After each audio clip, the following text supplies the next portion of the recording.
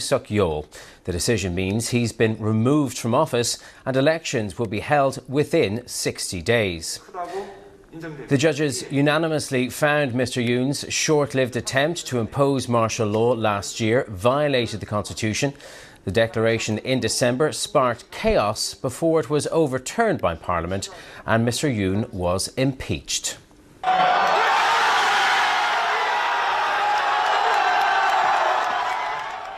Well, these were the scenes on the streets of Seoul as critics of Mr Yoon celebrated when they heard the decision. Well, how did his presidency end up in disgrace? Well, on December the 3rd last year, President Yoon declared martial law in a televised address. The next day, lawmakers voted to rescind Mr Yoon's order and martial law was lifted. On December the 7th, Mr Yoon survived the first impeachment vote, but a week later he was then impeached by Parliament. Then, on December the 31st, a district court issued a warrant to detain Mr Yoon. 2 weeks later, the Constitutional Court held its first formal hearing into the case. The following day, Mr Yoon was arrested after a weeks-long standoff. Then, earlier this week, on April the 1st, the Constitutional Court said it would announce its decision to uphold Mr Yoon's impeachment today. Well, our chief presenter, Steve Lai, is outside the court in Seoul. Steve. Yeah, hi, Taig. It's been a remarkable day here in South Korea, and you can't underestimate how big a deal this is for the president, for that impeachment ruling to be upheld. Now, that verdict came in just over 2 hours ago when the 8 justices, all sat in the building just behind me, decided unanimously to uphold that impeachment charge. Now, when that moment happened, when they announced that, there was loud cheers that we could hear, even though there is a 150-meter cordon around where I am at the Constitutional Court. I could still hear where the protests were being carried out. I could still hear a loud cheer erupt from all those that wanted this impeachment to be upheld, that wanted President Yoon to be taken out of office. And there is a celebratory mood amongst those supporters of that decision to impeach President Yoon that we were showing earlier. Now, there are, of course, those pro-Yoon supporters that wanted to see the impeachment overturned. There's a whole line of flowers dedicated to President Yoon just to my left, lining up the wall of the Constitutional Court, all saying President Yoon does not deserve to be impeached, saying that President Yoon should remain as president. But for those supporters, they have been left dejected and deflated by this Constitutional Court's ruling. Now, there had been a significant police presence here in Seoul, and there still is. 14,000 police were mobilized to make sure that whatever the verdict was going to be, that there wasn't going to be any disruption, there wasn't going to be any violence. And the concerns were real, because back in 2017, when Park Geun-hye was impeached, it did result in some violence. Some protesters then, 4 of them, died in scuffles with police. So the prospect of potential violence was real, and it still could be. We still haven't seen things all play out here today. This ruling only came in 2 hours ago. Now, Mr. Yoon was stripped of his duties, as you alluded to, Taig, there, running through the timeline of how this all happened. Now, the pressure in South Korea had been ramped up with the time that had passed since the last hearing by the Constitutional Court up until the decision. It was about 38 days. Now, when Park Geun-hye was impeached back in 2017, that time was only 11 or so days. So the further this got stretched out and drawn out, it really did sort of amplify the stakes and the tension here in South Korea. But that tension has now been broken by this decision by the Constitutional Court. And our Seoul correspondent, Jean McKenzie, takes a look back at how we got here and what happens next. A night that stunned the country and the world.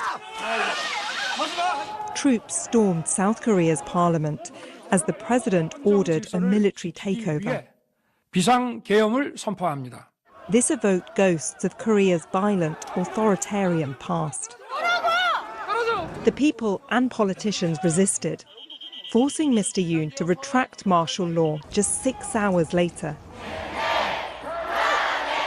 In the days that followed, hundreds of thousands took to the streets until Parliament voted to suspend him.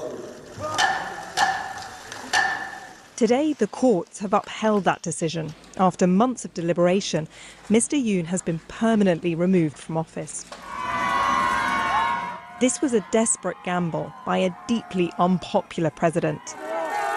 Once a successful prosecutor from a well-off family, Mr. Yoon proved to be an ineffective politician. He clashed with his powerful opposition party, accusing them of paralysing the country. John Linton is a Conservative politician who's close to the president. In his toolbox, he saw this martial law as a method for punishing the opposition.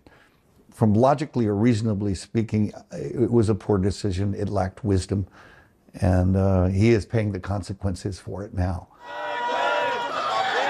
Mr. Yoon is also facing life in prison. He's been charged with insurrection in a separate ongoing criminal case.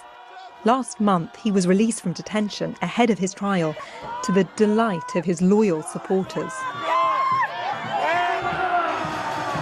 As this crisis has dragged on, these crowds have become more agitated and extreme.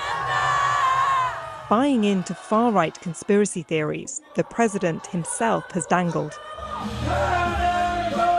Today's impeachment is not what they were hoping for, and South Korea, more polarised than ever, is now bracing itself for unrest. G. Mackenzie, BBC News, Seoul. Yeah, so I was talking earlier about Yoon's supporters and how they might react. Well, I've just seen on our live page, Yoon's supporter has been arrested for damaging a police bus window not too far from the Constitutional Court. And now that happened earlier. That's one incident. But they have been fairly subdued so far from what we've gathered. Whether that remains the case, we'll have to wait and see. But in the meantime, you know, those that were keen to see this impeachment upheld, those are the ones that are celebrating. And those that were keen to see President Yoon keep his position as president, those are the ones that are sad and dejected. Steve, what's likely to happen, though, to Yoon's political movement? As we've seen that he does still have supporters, is there another figurehead who could replace him and represent him in politics? Well, that's a big question. What does the party, what does the PPP do now that he has no chance of, now that he's been removed from office? Will they try and distance themselves from what has just happened, or will they try and leverage on the support that he does have and that we've seen that he has, and try and find a successor in that regard? For President Yoon himself, he still faces criminal charges or insurrection charges for his actions over that declaration of martial law back in early December. So he's going to be having court cases and potential trials, you know, once they started picking up. And now the fact that he's no longer the president, it means he doesn't have any of the protections that being president would afford him. So that means that he is potentially going to be tied up with a lot of court proceedings going forward. Whether that's too much baggage for the PPP going into this next election, which, as we mentioned earlier, has to be held within the next 60 days. Well, that remains to be seen. Hopefully we'll get a clearer picture when the PPP, his party, starts making more statements following what we've seen play out today with this Constitutional Court upholding that impeachment vote. Indeed, as you say, a presidential election has to happen within the next 60 days. How would you gauge support, the scale of support for the PPP and the other runners and riders who will be participating in that election? Yeah, it's really interesting. I mean, we were talking to analysts earlier as soon as the impeachment came out, and I was asking them about the popularity that now former President Yoon has, and they were saying something quite interesting, but consistently as well amongst the various people that I was speaking to. And they said when the impeachment happened, there was almost unanimous thought that President Yoon had overstepped the mark, that he needed to be impeached, he needed to be removed from office. But as time went on and as this case got drawn out more and more, there was a sense of a shift in sentiment, and whether it was a good narrative, whether it's through pushing of the narrative from President Yoon's camp to say that the actions that he took were again, you know, he wanted to protect the country from North Korean sympathizers or from anti-state actors.